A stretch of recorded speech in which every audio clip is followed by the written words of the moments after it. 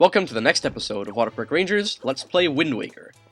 In the last episode, we were doing some side quests here on Windfall Island, and we will finish them off in this episode and finally take off from this island.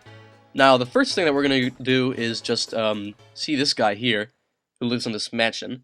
I think it's called the Hall of Wealth.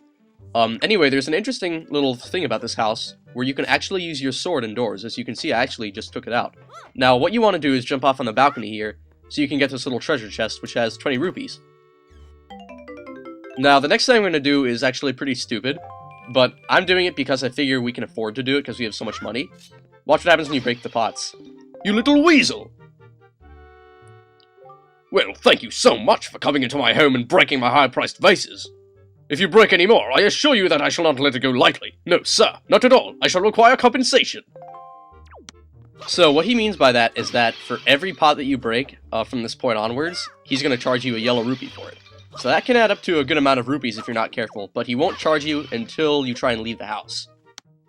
Wait just one moment.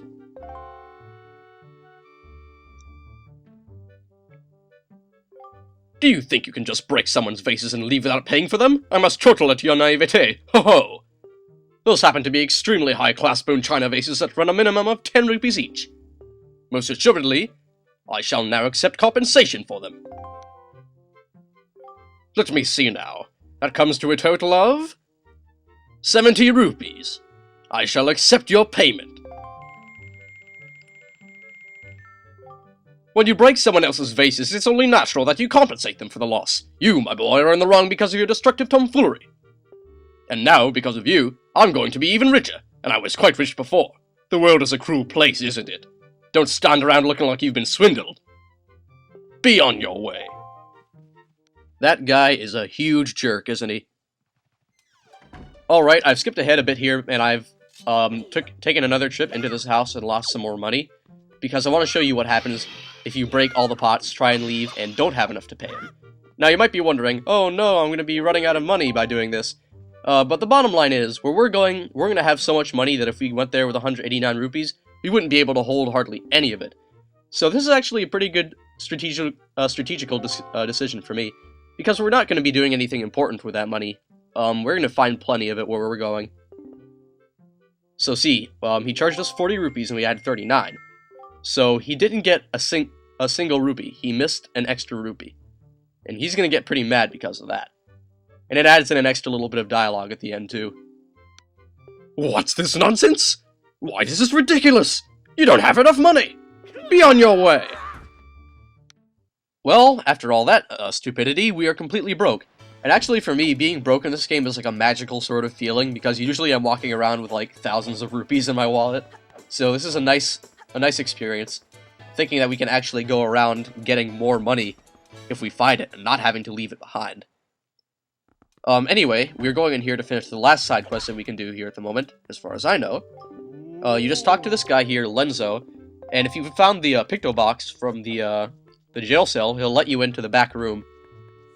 And there's a big gallery in here with all the different pictures that Lenzo's taken with his own picto boxes.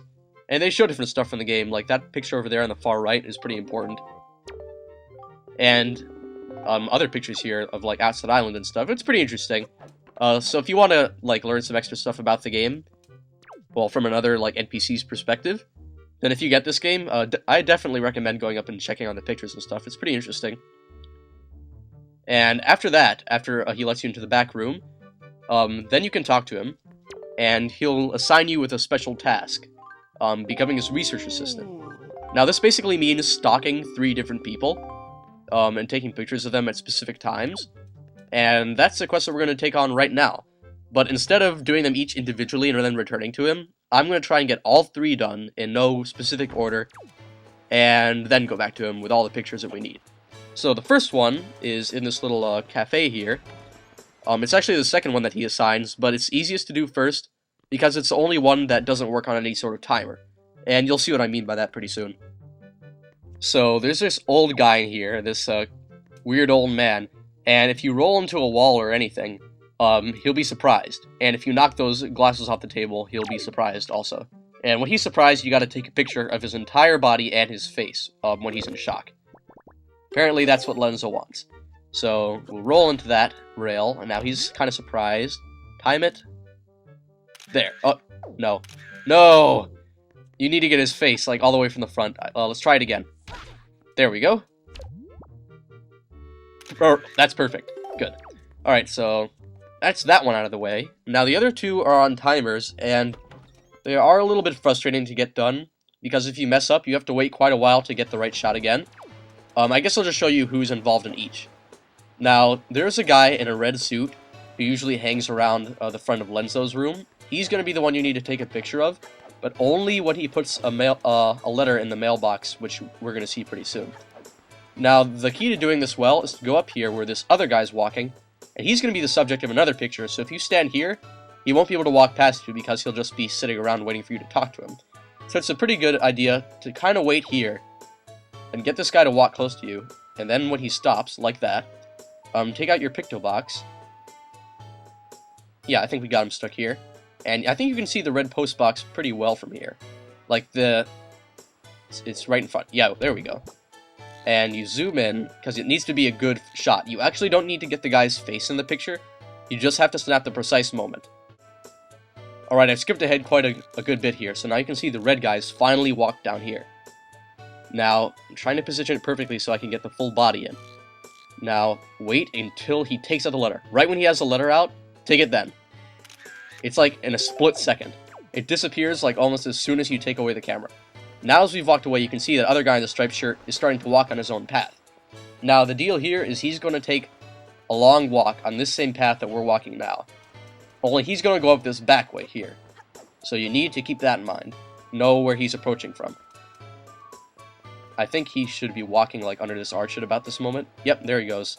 He's going to take a long time to get where we need him to go because he's a very slow walker, just like the red guy. You didn't see how much I had to speed up that previous clip, but trust me, it takes a few minutes for him to get to the post box, so that's a good incentive to not mess up. Otherwise, you have to do it all over again. And yeah, this is just an extra little railing here. And look, we got the two of them, both of the walkers, to walk side by side, sort of. Not that there's any sort of special achievement for that. I just feel special because I managed to do it. Somehow.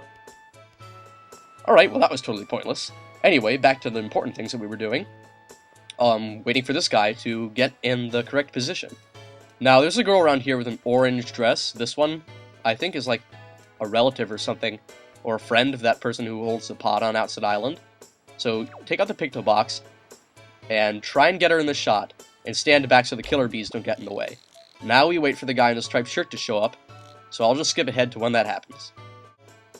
Okay, finally, after like 5 minutes, he's walking around the edge. Now wait carefully, make sure both of their full bodies are in the picture. Come on, there we go. Then when they look at each other, take the picture. Alright, the killer bees are kind of in the way, hopefully that won't mess it up. Technically they're both in there. And we don't have any more space in the camera, I can only hold 3 slides. So we're just going to have to hope that we got them all done correctly. Okay, so he's going to ask us for the one that he assigned first, which was the red guy at the post box. Over here. Perfect. Now he says take the picture at the precise moment when he sticks it in the post box. You just have to take it at the precise moment that he takes out the letter. That's the important thing.